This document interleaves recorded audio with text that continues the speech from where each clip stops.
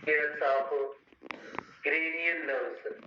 Cranial refers to cranium, जो brain box है, तो इनकी तादाद है 12 पेयर्स ऑफ क्रेनियल नर्व्स। और इसी तरह से स्पाइनल कार्ड में भी नर्व्स निकल गई जिनका हम अकाउंट एक पहली जैसे हम एक बना चुके हैं। 31 pairs of spinal nerves, 31 pairs of spinal nerves ये आपस में मिलके पेरिफेरल नर्वस सिस्टम कंस्टिट्यूट करते हैं। तो पीएनएस के अंदर सिंपली यहाँ पे जैसे नर्व्स हैं, नर्व्स कौन सी है, जैसे क्रेनियल नर्व्स और दूसरी है spinal nerve, they constitute peripheral nervous system. You know peripheral nerves का मतलब ये होता है कि जैसे एज, बाउंड्री या किनारा। तो आप सीएनएस के अंदर आपने देखा कि ब्रेन और स्पाइनल कार्ड सेंट्रल लोकेशन पे है। पेरिफेरल लोकेशन पे जो नर्व्स होती है, एक ब्रेन से निकलने वाली नर्व्स जिन्हें क्रेनियल नर्व्स कहते हैं, और निकलने वाली नर्व्स होती है जिन्हें हम कहते हैं spinal nerves. They collectively constitute peripheral nervous system. ठीक है ना, उसे हम कहते हैं पेरिफेरल नर्वस सिस्टम। उसके बाद जैसे एक नर्वस सिस्टम होता है सोमेटिक नर्वस सिस्टम, और दूसरा होता है autonomic nervous system. Somatic nervous system जो वॉलंटरी नेचर होता है, वॉलंटरी नेचर होता है। वॉलंटरी का मतलब है जो विल या विश के अकॉर्डिंगली जो स्केलेटल मसल्स को रेगुलेट करता है, स्केलेटल मसल्स को रेगुलेट करता है सोमेटिक। और दूसरा जो नर्वस सिस्टम है वो है ऑटोनॉमिक नर्वस सिस्टम।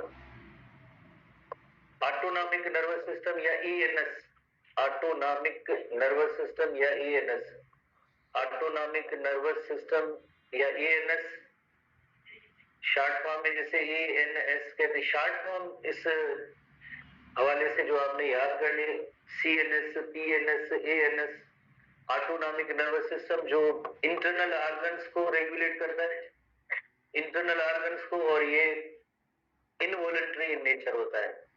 इनवॉलंटरी का मतलब होता है जो पर्सन की विल या विश के अकॉर्डिंगली ना हो फंक्शन, तो उन्हें हम कहते हैं इनवॉलंटरी नेचर देते हैं। इंटरनल ऑर्गन्स को रेगुलेट करता है। इसी तरह से आगे इसकी दो डिवीजन है, एक सिंपैथेटिक और दूसरी है parasympathetic nervous system. Parasympathetic nervous system जो हम रिलैक्स स्टेट में जब होते हैं, डोमिनेंट जो नर्वस सिस्टम है ये पैरासिम्पैथेटिक नर्वस सिस्टम होता है। पैरासिम्पैथेटिक नर्वस सिस्टम जो relax state of the body है उसके अंदर जैसे ये ऑपरेट कर रहा होता है, और जो सिंपैथेटिक नर्वस सिस्टम है इसका जैसे बिल्कुल अपोजिट, सिंपैथेटिक नर्वस सिस्टम जो सिंपैथेटिक नर्वस सिस्टम जो एक emergency state of the body होती है उसमें ये वर्क करता है। Emergency state of the body, fight और फ्लाइट सिचुएशन जो होती है उसके अंदर ये वर्क करता है। ऑटोनॉमिक नर्वस सिस्टम जैसे इंटरनल ऑर्गन और स्मूथ मसल्स भी है जिसको हम थोड़ा डिस्कस करते हैं फिलहाल। इसके muscles voluntary, internal organs involuntary, somatic nervous system, और वो है ऑटोनॉमिक नर्वस सिस्टम। तो इस हवाले से हम नोट करेंगे कि खास तौर पे जो सिंपैथेटिक नर्वस सिस्टम के अंदर कौन सी नर्व्स होती हैं जो रेगुलेट कर रही होती हैं, और पैरासिम्पैथेटिक नर्वस सिस्टम में कौन सी नर्व्स है, कौन से फंक्शंस होंगे, इनको हमें नोट करना है। आज का जो टॉपिक है हमारा पीएनएस के अंदर हम आएंगे, पीएनएस पेरिफेरल नर्वस सिस्टम। तो पीएनएस के अंदर सबसे पहले जैसे अभी हमने नोट किया है, जैसे सीएनएस होता है तो उसके अंदर ब्रेन और स्पाइनल कार्ड है। पीएनएस के अंदर जो एक नर्व होती है ब्रेन से निकलने वाली जो क्रेनियल नर्व्स होती है, स्पाइनल कार्ड से निकलने वाली नर्व्स होती है उन्हें हम कहते हैं स्पाइनल नर्व्स। क्रेनियल नर्व्स की जो तादाद आपने नोट किया 12 पेयर्स ऑफ, और spinal nerves 31 pairs of spinal nerve, they constitute peripheral nervous system. इसी तरह से ये पेरिफेरल नर्वस सिस्टम होता है। और फर्दर मोर जैसे एसटीबी बुक को थोड़ा सा, STB book PNS consist of period cranial and spinal nerve. Period का मतलब होता है एक राइट साइड पे होगी और एक लेफ्ट साइड पे होगी। And associated ganglia, ganglia that is the cluster of cyton और सेल बॉडीज, गैंग्लिया भी है प्लस में। Cranial nerve originate from the brain and innervate the organs of head and upper body. You know very well, very simple है। Head region से ये जितने भी ऐसे स्ट्रक्चर्स होती है उनको रेगुलेट करना ये इन क्रेनियल नर्व्स का काम होगा। थोड़ी देर के बाद हम एक इलस्ट्रेशन भी आते हैं, देखते हैं 12 पेयर्स ऑफ क्रेनियल नर्व्स होती हैं। तो spinal nerves originate in the spinal hold and innervate internal body. बाकी रिमेनिंग जो बॉडी है उसको इनर्वेट करना या उसको मैसेजेस देना, वहां से मैसेजेस वापस आना, तो ये स्पाइनल नर्व्स के जरिए होंगे। तैदाद के हवाले से हमने पहले नोट किया 12 pairs of cranial nerves and 31 pairs of pairs जहन में रखेंगे। पियर्ड स्ट्रक्चर्स है स्पाइनल नर्व। जैसे ये क्रेनियल नर्व्स है ब्रेन से, जैसे आपने याद नहीं करना, कोई जरूरत नहीं है। जैसे ऑल्फैक्टरी नर्व मुख्तलिफ नेम है, हेड ब्रेन से ही ओरिजिनेट होती है। तो most of the cranial nerves contain both sensory and motor neuron. जैसे कल हमने पढ़ा था स्पाइनल टाटल रूट होती है उसके अंदर सेंसरी न्यूरॉन और वेंट्रल रूट होती है उसके अंदर जो है मोटर न्यूरॉन होता है। तो इसी तरह से जो क्रेनियल नर्व्स के हवाले से एक इंपॉर्टेंट पॉइंट है कि most of the cranial nerves contain both sensory and motor neuron, पर चंद एक ऐसी भी नर्व्स हैं जिनके अंदर ओनली एंड ओनली जो है सेंसरी न्यूरॉन होता है। सेंसरी न्यूरॉन का मतलब है उन्हीं स्ट्रक्चर से इंफॉर्मेशन या मैसेज कलेक्ट करके कंट्रोल सेंटर को देना, बस इतना ही काम होगा, उसकी कोई मोटर डिवीजन नहीं होती है। तो ऐसी कौन सी लाइक नर्व है, एक ऑल्फैक्टरी और दूसरी ऑप्टिकल। ऑल्फैक्टरी नर्व जो होती है ऑल्फैक्शन सेंस ऑफ, और इसी तरह से ऑप्टिक आई से, तो इनका काम होता है जस्ट इंफॉर्मेशन देना, बाकी और कोई काम नहीं है उन जगह तक। एक अकाउंट है बट हमें इतना इसमें काम नहीं है। जो क्रेनियल नर्व है एक ऐसी नर्व है जिनकी जैसे फंक्शनिंग में जो सिर्फ और सिर्फ जो है सेंसरी इन नेचर होगी, और एक ऐसी नर्व्स भी है जिनका काम है मोटर इन नेचर है। एक ऐसी नर्व है जिनके अंदर दोनों sensory as well as motor जो फंक्शंस होते हैं। तो अभी हमने पढ़ा जैसे ऑल्फैक्टरी जो ओनली एंड ओनली सेंसरी है, optic only and only sensory है, ओक्यूलर मोटर जो होता है जो मोटर इन नेचर है। ट्रोक्लियर जैसे आगे आप पढ़ेंगे तो कहने की बात ये है कि इसमें जो कुछ ऐसी नर्व्स हैं जो सेंसरी नेचर है, कुछ ऐसी नर्व्स हैं जो मोटर इन नेचर है, कुछ ऐसी नर्व्स हैं जिनके अंदर जैसे दोनों किस्म के न्यूरॉन मौजूद होते हैं। जो इस तरह का एक अकाउंट है 12 पेयर्स ऑफ क्रेनियल नर्व्स है जिसके अंदर बोथ भी है, कुछ के अंदर सेंसरी नेचर है, कुछ मोटर नेचर है, और किन के अंदर है दोनों किस्म के जो न्यूरॉन होते हैं। हमें सवाए इन दो नर्व्स के अलावा बाकी का अकाउंट नहीं देखना है। दो नर्व्स जैसे हमने पढ़ा है सेंसरी और optic, they are only and only जो इनके अंदर सेंसरी नेचर है। बाकी रिमेनिंग का हमें कोई काम नहीं, बिकॉज इसमें एसटीबी बुक के अंदर इंक्लूड नहीं है। इंक्लूड नहीं है तो हम बिला वजह फिलहाल नहीं पढ़ेंगे। मेडिकल साइंस में आप आगे जाएंगे तो यकीनन आपको पढ़ना पड़ेगा, फिलहाल नहीं। इसी तरह से spinal nerves separate into sensory and motor components कल हमने पढ़ा था। जो डार्सल रूट होती है you know very well, dorsal root जो होती है वो सेंसरी नेचर है। डार्सल रूट जो सेंसरी नेचर है, वेंट्रल रूट जो होती है स्पाइनल नर्व की वो मोटर इन नेचर होती है। Motor in axon of the sensory neuron enter the dorsal surface of the spinal cord. कल हमने जो पढ़ा था डार्सल सरफेस में जो सेंसरी न्यूरॉन उसके एक्सन इंटर होते हैं, where the motor axon leave the ventral surface. You know very well spinal cord की जो वेंट्रल सरफेस है वहां से ये मोटर न्यूरॉन वेंट्रल रूट से जो मोटर न्यूरॉन जो निकलते हैं, ठीक है। Ventral surface of the spinal cord and form the ventral root of the spinal nerve. कल हमने पढ़ा था ये वेंट्रल रूट है स्पाइनल नर्व की और ये डार्सल रूट है स्पाइनल नर्व की। उसके बाद जैसे क्या होता है यकीनन एक सिंगली नर्व बन जाती है, जैसे मिक्स्ड कहते हैं, मिक्स्ड स्पाइनल नर्व जो मिक्स्ड, जिसके अंदर मिक्स्ड का मतलब मौजूद होते हैं तो ये मिक्स्ड हो जाती है। Otherwise you know very well जो डार्सल सरफेस होती है उसके अंदर जो सेंसरी न्यूरॉन होता है और वेंट्रल सरफेस होती है। स्पाइनल नर्व की जो वेंट्रल सरफेस या वेंट्रल रूट होती है उसके अंदर मोटर न्यूरॉन होता है। सिंपल पॉइंट जो हम पहले ही डिस्कस कर चुके हैं इनको। उसके बाद जैसे नेक्स्ट और भी आगे कंटिन्यू एसटीबी 83 पेज पे आप आएंगे। Cell bodies of sensory neuron are group together. कल हमने पढ़ा था डार्सल रूट गैंग्लिया जिसे कहते हैं, डार्सल रूट गैंग्लिया हम कहते हैं। गैंग्लियोन सिंगुलर और गैंग्लिया जो है वो प्लूरल होता है, ठीक है। डार्सल रूट गैंग्लिया कल हमने नोट किया था कि क्लस्टर ऑफ साइटोन और cell bodies are called ganglia, dorsal root ganglia.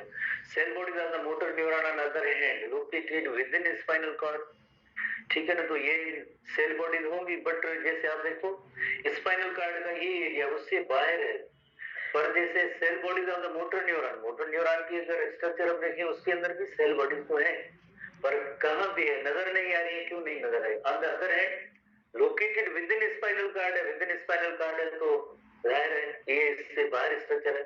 And are not located in ganglion, ठीक है, एज ए गैंग्लियन के तौर पे ये लोकेटेड नहीं है। तो गैंग्लियन जो क्लस्टर ऑफ साइटोन और सेल बॉडीज होते हैं जो डार्सल रूट के साथ होते हैं, और dorsal root ganglion colour illustration जैसे देख चुके हैं। उसके बाद पीएनएस की जैसे दो डिवीजन है, main division the motor portion of the peripheral nervous system consist of, जैसे टू पार्ट, एक सोमेटिक है, दूसरा है autonomic nervous system. You know very well, somatic nervous system जो होता है वॉलंटरी नेचर है और स्केलेटल मसल्स को रेगुलेट करता है। Autonomic nervous system involuntary nature होता है जो इंटरनल ऑर्गन और स्मूथ मसल्स को कार्डियक को भी जैसे रेगुलेट करता है। ये हम पहले जैसे स्ट्रक्चर इस देख चुके हैं। और अब हम आते हैं, ये नर्वस सिस्टम सीएनएस तो हो चुका है, हमने पढ़ा है, उसके अंदर ब्रेन और स्पाइनल कार्ड है। पीएनएस या पेरिफेरल नर्वस सिस्टम, सीएनएस के अंदर तो दो ही कंपोनेंट थे, हमने पढ़ा, एक ब्रेन है और दूसरा स्पाइनल कार्ड है।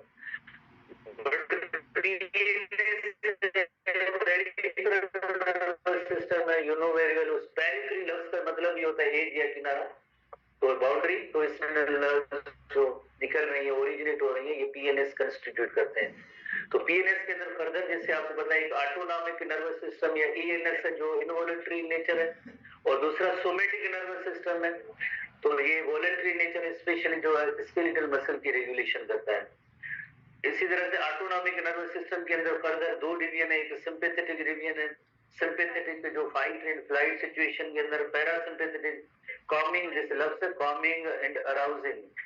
अराउजिंग की मीनिंग ये होती है कि इमरजेंसी स्टेट, और कॉमिंग की मीनिंग होती है रेस्ट की स्टेट होती है। उसके अंदर नॉर्मली अक्सर मोस्टली जो ह्यूमन की बॉडी होती है वो इस स्टेट में होती है, बिकॉज एक खास सिचुएशन होती है, उस सिचुएशन के अंदर बॉडी के अंदर स्पेसिफिक टाइप की जो चेंजेस होती है जिन्हें हम कलेक्टिवली कहते हैं फाइट और फ्लाइट सिचुएशन, उस जैसे फियर है, एंगर है, जॉय है, एक्साइटमेंट है, तो ऐसी सिचुएशन के अंदर जो है फाइट एंड फ्लाइट सिचुएशन हम उसे कहते हैं arousing state of the body है।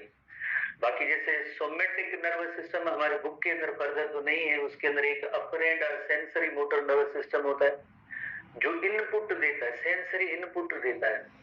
इनपुट का मतलब जैसे आप पढ़ चुके हैं जैसे नर्वस कोऑर्डिनेशन के हवाले से, मोटर या इफरेंट नर्वस सिस्टम जो होगा आउटपुट देता है, आउटपुट। आपको याद होगा एक हमने जैसे नर्वस कोऑर्डिनेशन के अंदर पढ़ा था, सेंसरी इनपुट, मोटर आउटपुट। तो इसी तरह से इन ऑर्गन्स की तरफ और यहाँ से जो मैसेजेस जाते हैं वो सोमेटिक नर्वस सिस्टम कंस्टिट्यूट करते हैं। तो सिंपली आज जैसे हमें पढ़ना है कि ये जो ऑटोनॉमिक नर्वस सिस्टम है इसकी दो डिवीजन है ऑटोनॉमिक नर्वस सिस्टम की, इनको हम सीखेंगे। सोमेटिक में भी चंद एक पॉइंट्स हैं। Somatic nervous system often considered as voluntary. Voluntary का मतलब है जो हम अपनी विल या विश के अकॉर्डिंगली जो काम करते हैं, जैसे हम मूव कर रहे हैं, जगह चेंज कर रहे हैं, तो ये यकीनन इसमें जो वॉलंटरी इन नेचर है, और ये स्मूथ मसल नहीं बट ये जो स्केलेटल मसल है उनको रेगुलेट कर रहे हैं। It's a neuron stimulate the skeletal muscle, very simple, of the body to contract in a response to conscious command. Conscious command का मतलब होता है जो voluntary nature, जो हम अपने विश के अकॉर्डिंगली जैसे जिस मसल को कमांड ऑर्डर दे रहे हैं, voluntary and part of reflexes that do not require conscious control। जैसे वो कल वाला ऐसा ही क्वेश्चन के रिफ्लेक्सेस के अंदर ब्रेन का किरदार है या नहीं है, ठीक है, रिफ्लेक्स मोनोसिनेप्टिक और पॉलीसिनेप्टिक ब्रेन का किरदार है या नहीं। वेरी सिंपल, हम पढ़ चुके हैं कई बार। रिफ्लेक्स एक्शन यानी एक ऐसा अमल है जिसमें पर वो एक्शन जो है जस्ट स्पाइनल कार्ड तक महदूद है, उसके आप कंपोनेंट को देखा, जैसे सेंसरी न्यूरॉन है, स्पाइनल कार्ड, मोटर न्यूरॉन, तो उसमें ब्रेन कहाँ इन्वॉल्व है, नहीं है इन्वॉल्व। तो इसी तरह से रिफ्लेक्सेस जो होते हैं,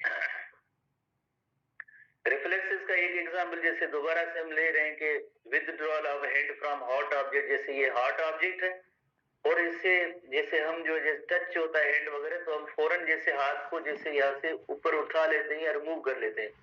तो हैंड के अंदर कौन सी मसल्स होंगी, यकीनन स्केलेटल मसल्स हैं, ठीक है, हेड या ये जो आर्म है, और दोबारा से जैसे हम इसको उठा रहे हैं इस जगह से हार्ड ऑब्जेक्ट से, तो उस वक्त कौन सी मसल है, अगेन वो स्केलेटल मसल है। तो उसी की बात हो रही है, जब रिफ्लेक्सेस होते हैं रिफ्लेक्स एक्शन होता है उस वक्त मसल तो यही स्केलेटल मसल है, पर they do not require conscious control. जाहिर है रिफ्लेक्सेस में हमारा कॉन्शियस कंट्रोल नहीं होता है। जैसे सडनली कोई हॉट ऑब्जेक्ट को टच होता है तो हम अपनी चॉइस या विल की बगैर ही जैसे हाथ उठाते हैं तो उसमें जो रिमूव कर लेते हैं, तो इसका मतलब ये हुआ, हालांकि है तो ये स्केलेटल मसल्स, स्केलेटल ही मसल है, पर जैसे ये जो एक्शन हुआ है इसमें जो पर्सन की विल या विश शामिल नहीं है। ऐसे ही क्वेश्चन था चेस्ट के हवाले से, क्वेश्चन था ब्रीदिंग के अंदर कौन सी मसल्स है जिनका रोल है ब्रीदिंग के अंदर।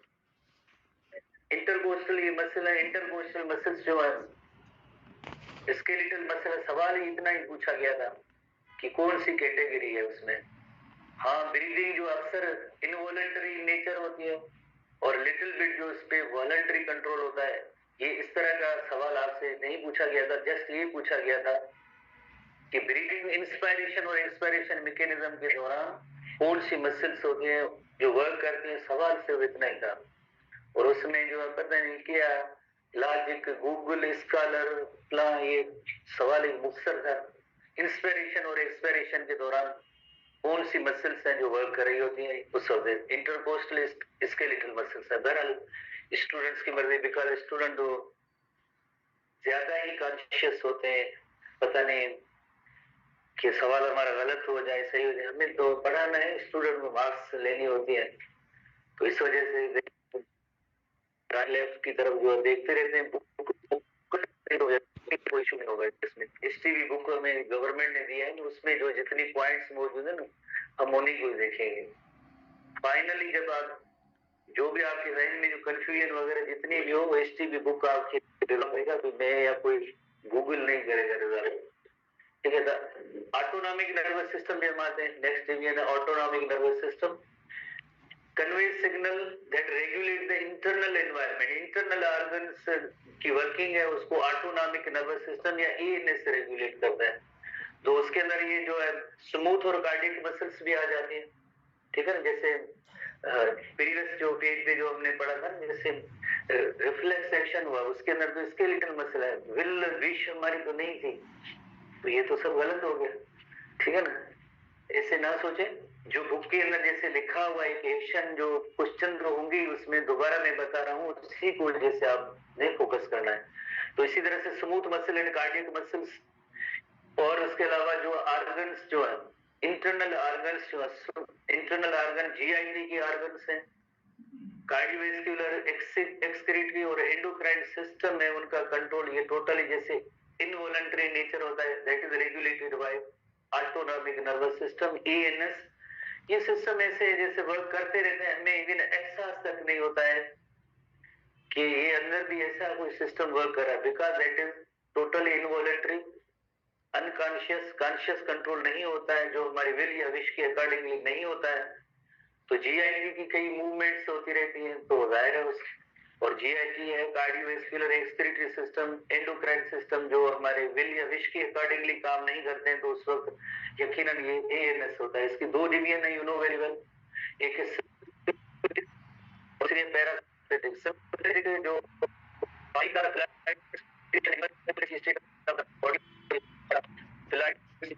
Emergency state of the body, उसमें फाइट और फ्लाइट सिचुएशन। हर इंसान की जैसे कभी कभार जैसे इमोशन है, रेज है, फियर है, एंगर है, जॉय है, एक्साइटमेंट है, उस दौरान जो बॉडी के अंदर जो चेंजेस आती हैं इंटरनल ऑर्गन्स के हवाले से, वो उनको रेगुलेट ये जो सिंपैथेटिक नर्वस सिस्टम करता है। पर्सन की विल या विश उसमें शामिल नहीं होती है। मोस्टली अक्सर जो हमेशा जो पैरासिम्पैथेटिक नर्वस सिस्टम हमारा जो है रेगुलेट करता है, हम रेस्टिंग स्टेट में होते हैं, ये चंद एक लम्हों के लिए, जैसे थोड़ी देर के लिए होती है ये ऐसी सिचुएशन, तो उस वक्त जो है ये सिंपैथेटिक नर्वस सिस्टम वर्क करता है। उसके बाद वापस हम रिटर्न होते हैं, जो ओरिजिनल जो कंडीशन है पैरासिम्पैथेटिक नर्वस सिस्टम की, उसी पे जो है हमारे सिस्टम चलते हैं। तो ये relax state of the body जब भी होती है, रिलैक्स स्टेट, एक जैसे इमरजेंसी स्टेट है और दूसरी रिलैक्स स्टेट उसके अंदर, और यही जो है डोमिनेंट नर्वस सिस्टम होता है हमारे यहाँ। जैसे अगर सिंपैथेटिक और पैरासिम्पैथेटिक तो पैरासिम्पैथेटिक नर्वस सिस्टम में अक्सर हम इस स्टेट में होते हैं, रिलैक्स स्टेट में, तो ये डोमिनेंट नर्वस सिस्टम है। तो एक ओवरऑल कंपैरेटिव चार्ट है जिसमें आपने थोड़ा सा नोट ये करना है, जैसे जो कंपोनेंट्स हैं पैरासिम्पैथेटिक नर्वस सिस्टम की, उसकी जो नर्व थोड़ी क्रेनियल नर्व्स होती है, और बिल्कुल आखिरी रीजन जो सेक्रल रीजन है वो जो है इस पैरासिम्पैथेटिक नर्वस सिस्टम की जो ये नर्व है इनके जरिए कंट्रोल होता है। बाकी जो सिंपैथेटिक नर्वस सिस्टम है, बुक के अंदर भी ऐसी तस्वीर होगी, थोरेसिक और लंबर रीजन की जो नर्व्स है वो सब इन इंटरनल ऑर्गन्स को रेगुलेट करेंगे, ये सिंपैथेटिक नर्वस सिस्टम के पार्ट्स होंगे।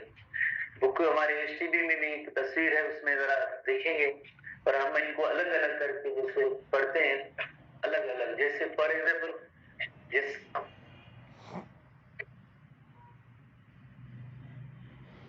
सबसे पहले सिंपैथेटिक नर्वस सिस्टम की तरफ आते हैं। Sympathetic nervous system acts on the organ in a way that prepares the body for stressful or highly energetic activity। जैसे इस वक्त हम जैसे रेस्ट में सडनली कोई अचानक ऐसे इवेंट या एक ऐसी अंदर इंटरनल स्टेट होती है जो इमरजेंसी स्टेट कहते हैं, जैसे लाइक फाइटिंग, एस्केपिंग और गिविंग स्पीच, तो ये फाइट और फ्लाइट एक्टिविटीज कहलाएंगी, फाइट और फ्लाइट सिचुएशन कहलाएंगी।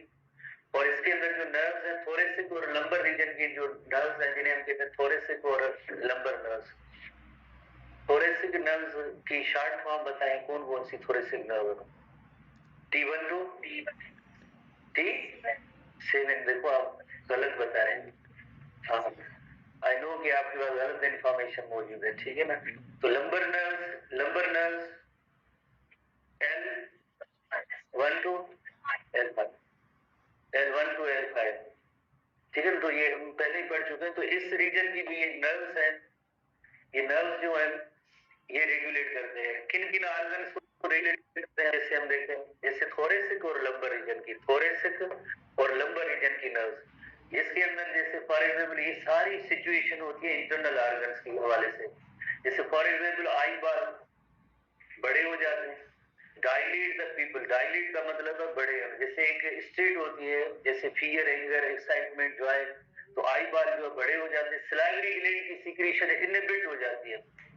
जैसे कभी कभार ऐसे गुस्से की अलामत या जॉय या एक्साइटमेंट होती है तो उस वक्त लफ्ज नहीं निकलते हैं, बोलने में दुश्वारी होती है, बिकॉज सलाइवा का काम होता है स्मूथ जैसे वर्ड्स जैसे निकल रहे हैं, ये सलाइवा की प्रोडक्शन की वजह से। अगर सलाइवा नहीं होगी तो नहीं होगी, और लविसाइन इन सब की फंक्शन जो इनहिबिट हो जाते हैं, यही बड़ा नुकसान होता है, इन सब की फंक्शन इनहिबिट हो जाते हैं। इवन यूरिनरी ब्लैडर यूरिनेशन भी जैसे हो जाती है विदाउट पर्सन्स विल और विश, ये सब जो है एक इमरजेंसी स्टेट या जैसे हम कहीं फाइट और फ्लाइट सिचुएशन उसके दौरान होता है। और इनको जो नर्व जो रेगुलेट करती हैं वो थोरेसिक और लंबर रीजन की जो नर्व्स होती है, थोरेसिक और लंबर रीजन की। उसके बाद जैसे नेक्स्ट आएंगे आखिरी पॉइंट के पैरासिम्पैथेटिक। हर वक्त तो इंसान ऐसी सिचुएशन में तो नहीं होगा, हर वक्त जैसे इंटरनल अगर अपने फंक्शन इनहिबिट करेंगे तो नुकसान होगा। इसी वजह से ज्यादा अरसे तक जो इंसान जो एक फियर, एंगर या वो सब डोमिनेट्स यानी फास्ट हो गई, अब हार्ट बीट वापस नॉर्मल। स्लो का मतलब ये नहीं है कि जो हार्ट बीट पहले जो नॉर्मल उससे भी कम नहीं, जो बढ़ गई थी वो वापस जो है नॉर्मल पे हो जाएगी।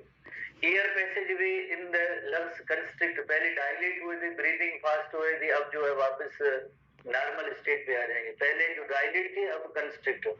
It consist of cranial nerve, जैसे खास तौर पे 10th क्रेनियल नर्व होती है, बड़ी वेक नर्व जिसे कहते हैं, from the brain and sacral nerve जो आखिरी रीजन जैसे कल हमने पढ़ा। सेक्रल नर्व की तादाद कितनी है?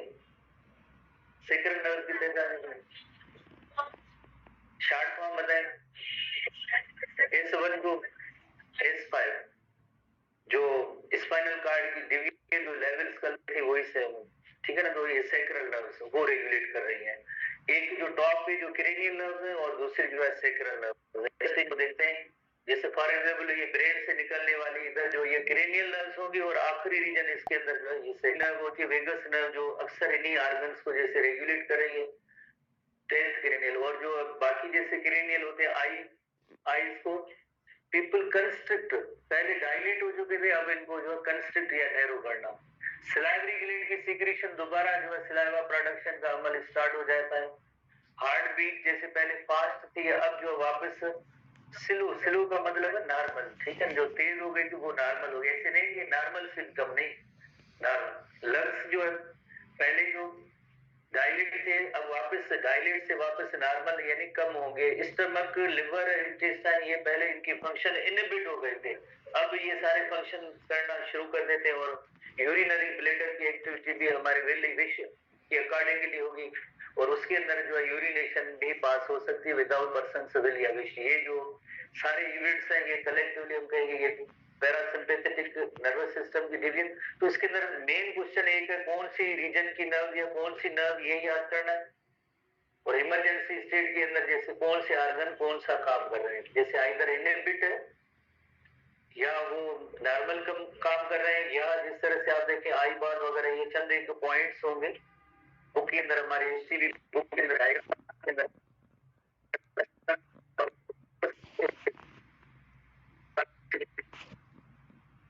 इमरजेंसी स्टेट है, कौन से ऑर्गन की क्या सिचुएशन होगी ये जरूर आपने ध्यान में रखना है। जस्ट एक बार आप किसी भी एक डिवीजन को आप ध्यान में रखें, बाकी उसको अपोजिट कर दें, आसान तरीका है। एक डिवीजन को आप याद करें, दूसरे को उसको अपोजिट कर दें। हर ऑर्गन की तरफ से आप ऐसे करते जाएंगे तो विद इन 5 मिनट्स जो आप मोर ओवर ये इंसान पे खुद भी कभी कभार जैसे ह्यूमन नेचर है ना, ह्यूमन नेचर है हमेशा एक जैसी सिचुएशन नहीं होगी कि रिलैक्स स्टेट। नॉर्मल पर्सन की बात है कि उसको गुस्सा भी आना चाहिए, गलत बात है अगर कहे कि मुझे गुस्सा नहीं आता है कि वो इंसान जैसे झूठ बोल रहा है। ये ह्यूमन नेचर है, जो उसकी चॉइस या पसंद के अकॉर्डिंगली चीजें नहीं होती है, जरूर इंसान के एक्सप्रेशन या इमोशंस होते हैं तो ऐसी स्टेट डेवलप हो जाती है। जैसे कहीं ना हमें गुस्सा ही नहीं आता है तो बिल्कुल गलत वो झूठ बोल रहा है, तो ये ह्यूमन नेचर है। जरूर जो ऐसी सिचुएशन होती है तो वो शब्द आप खुद भी ऑब्जर्व कर सकते हैं, जैसे ये सारी अलामत होंगी और उसका वो रिवर्स होगा। ठीक है, कल हम एक केमिकल कोऑर्डिनेशन को स्टार्ट करेंगे। आपका जीटी का सिलेबस उसके अंदर केमिकल कोऑर्डिनेशन नहीं होगी। कल भी जैसे जीटी का सिलेबस क्या है तो उसमें क्या क्या केमिकल कोऑर्डिनेशन होगी, सवाल है, ठीक है, केमिकल कोऑर्डिनेशन नहीं होगी।